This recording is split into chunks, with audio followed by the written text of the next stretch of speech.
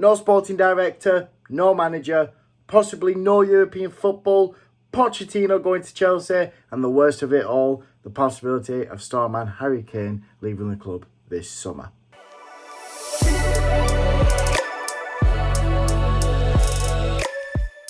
Hello and welcome to the Woodwork channel. I'll be doing a lot more videos like this where I go into in-depth stories about certain clubs. Conveniently, this one will be about Tottenham. I'm very intrigued by Tottenham in this current moment because it seems like they're in such a difficult situation. Is probably the best way of putting it. But when I've talked to fans outside of Tottenham, fans with other clubs in the league, they think that Tottenham have had it too good. And if you haven't already, go and check out our social media links, which you can find in the description below if you want to keep in tune with the Woodwork. Okay, on to the video. In case you live under a rock, or you're just not really in tune with the Premier League, Tottenham have faced an incredibly harsh season with the club's direction going forward a bit in the air. Like mentioned previously, Tottenham currently have no manager, as previous manager Conte got fired in late March. After that, Conte's assistant Stellini stepped up, with Ray Mason taking the spot as assistant manager, but then, with no surprise, was swiftly fired after a 5-1 loss against Newcastle. But it gets worse for Tottenham, as their sporting director also got fired. Well, I say fired, he was sort of forced out after he received a football ban of 30 months due to his actions with Juventus before joining Tottenham. Tottenham now have Ray Mason as their interim manager. Tottenham currently sits 7th in the league, and it looks like Harry Kane isn't staying at Tottenham whatsoever. So to go back to the question that is in the title of the video, are Tottenham in trouble? Well, when you look at them, you would definitely think so. But I really wanted to delve into whether Tottenham are in trouble. I really want to go into the future and really delve into the situation Tottenham are in right now to really understand whether they are in trouble or not. What I'm going to do in this video, I'm going to break it down into 4 parts to truly determine whether or not Tottenham are in trouble. Let's start with part 1. So a group called ENIC bought the club in 2001 and elected Daniel Levy as their chairman, and he's been the chairman ever since. So I think to start off with, I think it's important to look at where Tottenham were before ENIC bought the club and looking at what ENIC has done for the club since they bought it. Before ENIC bought the club, it seemed like Tottenham was a very much mid-table club, and don't just take my word for it. Here are the league rankings in the Premier League before they did buy the club. As you can see, it's very mid-table, and they didn't touch top 6 whatsoever in that time. But since ENIC bought the club, and with many years and many time and many investments, it's clear to see that a lot has changed for Tottenham, and for better, to be honest. Looking at the years between 2015 to 2019, it truly shows how much has changed with them being in Champions League spots throughout the entire time. So on that basis alone, and I suppose it's a very naive one, it's clear that ENIC and Daniel Levy have had a positive impact on the club since ownership, since the start of the run. You look at Tottenham before ENIC, you look at Tottenham now, and again, it's a very naive and it's a very brief summary, I suppose. But it's clear there's a massive change of level when it comes to Tottenham. To get top 4 between 2015 and 2019, it's not easy to do, especially in today's market. So that has to give some credit to ENIC and Daniel Levy for sure. And let's say, hypothetically, this season Tottenham don't get European football. They place 8th or below, which is a very real position they could face themselves in. It would mean this is the first time they haven't placed in a European spot since 2009. That's a 14-year gap. This is where it gets complicated, because you can't compare before ENIC and with ENIC to really determine whether the club's in trouble. You've got to talk about recent years, recent performance, and recent form. And it's also important to mention, in that time, they've been trophyless. But this is obvious, and I don't want to delve into it because I do want Tottenham fans to actually engage in this video. But if we're comparing the sort of timeline that ENIC and Daniel Levy have had, their current position is not a good one whatsoever. Now, if we're talking about ownership, we're talking about Daniel Levy, we're talking about ENIC. They are the main people in charge and determine where Tottenham end up in the league, essentially. They hire the people, they get the people, everything below them is down to them. So wherever they place in the league is down to them. Now, whether Tottenham is going to be in trouble or not, if we're talking about ownership, it really does depend on where the club finish. If the club finishes outside of European spots, it becomes incredibly more difficult. Finish outside of Europe, the attraction of players that they gained whilst being in Champions League or even in Europa Conference League sort of slims away because a player of very good caliber will want to continue to play in Europe or will want to start playing in Europe. Tottenham have now lost their attraction if they finish outside that top 7.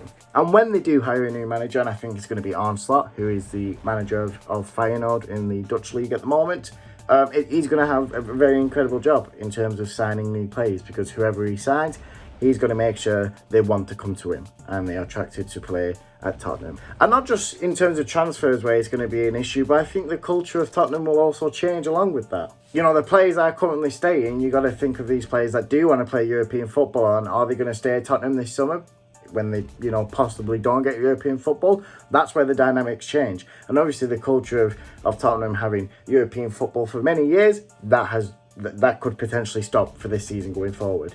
And I think that changes a lot on the inside of the club as well as the outside of the club. But if we're going to go into investments and transfers, the biggest name we have to mention in terms of talking about that is Daniel Levy. Let's go into part 2.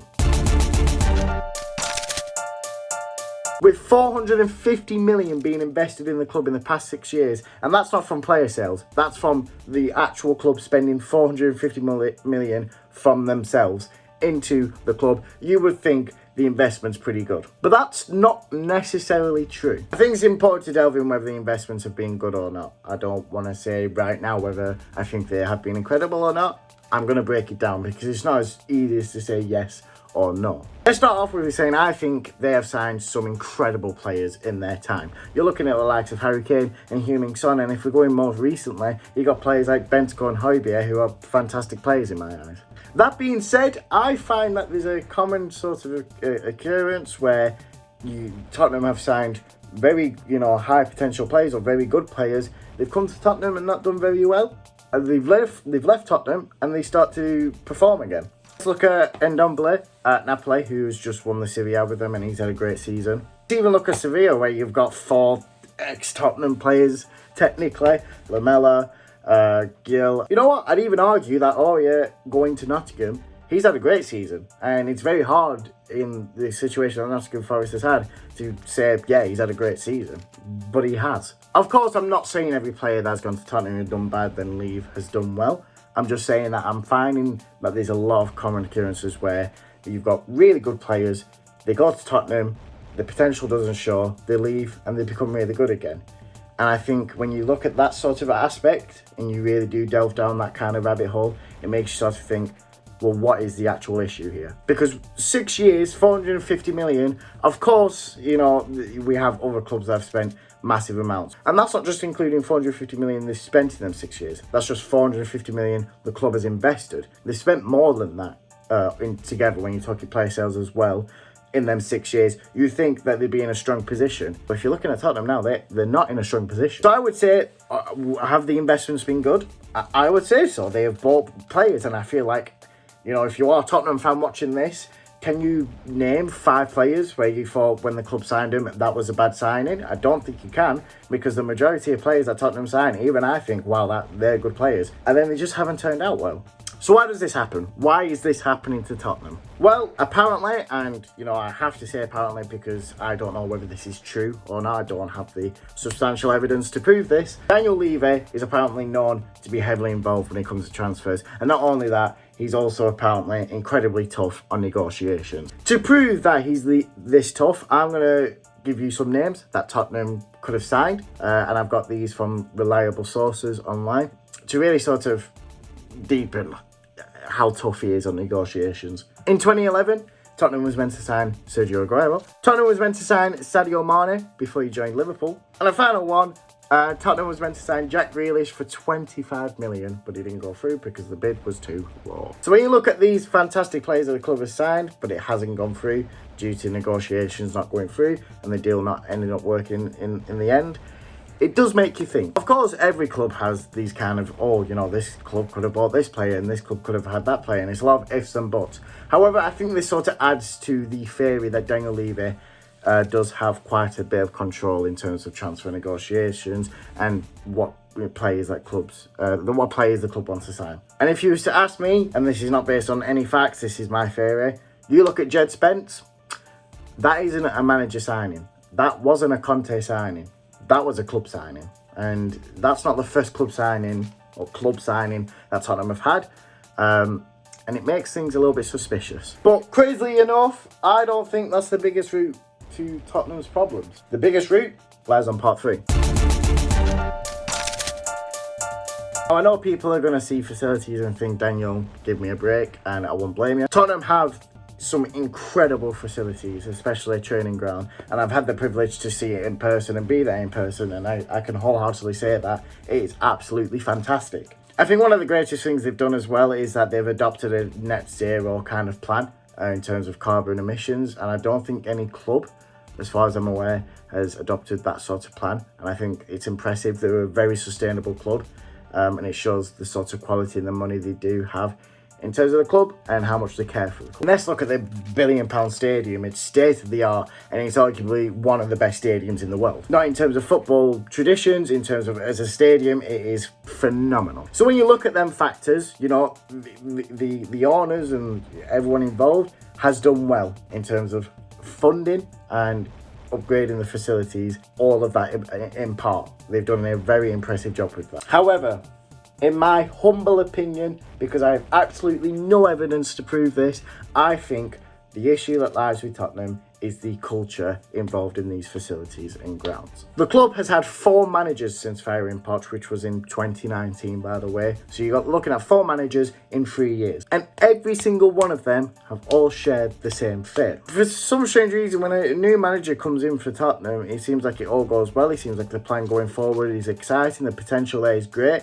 Then all of a sudden, the attitude of players start to sink, and then the management is arguing the players with the board. It then goes public, and boom, sacked. And I'm not saying Mourinho was perfect or Conte were perfect, but I just think it's odd that pretty much all managers that have come in since the second of Poch have all gone down the same journey and the same fate.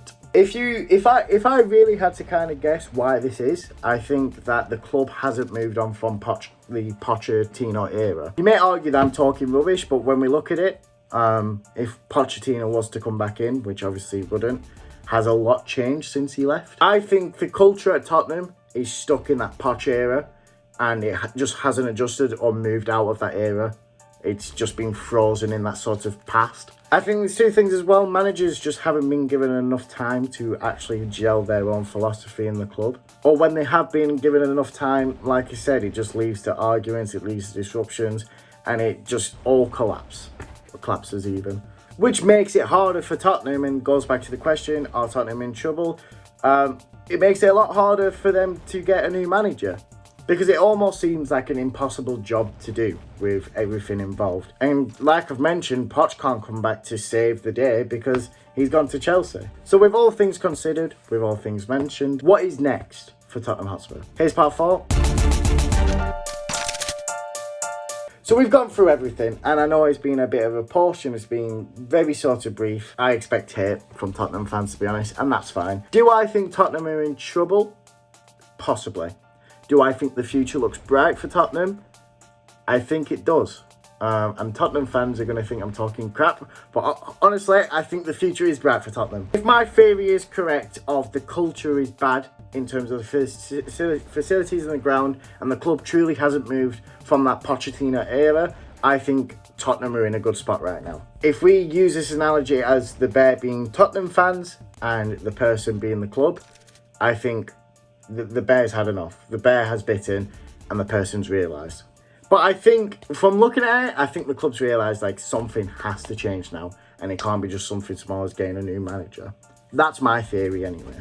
I want to use Man United as a prime example, because let's take Ralph Rangnick, where he sort of went very public on the culture of Man United. And I can't remember what he said, but it was like the heart of the club is poisoned or something along them lines. And since then, look how the club's done. I think it was a slap in the face for the club, and it was a kind of a realisation for the club.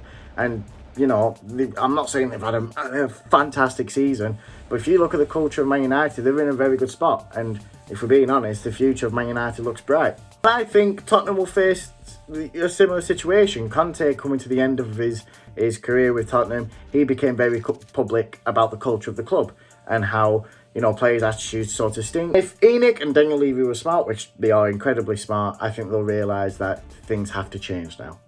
It's time for Tottenham to get out of the Pochettino era and begin their new era of football.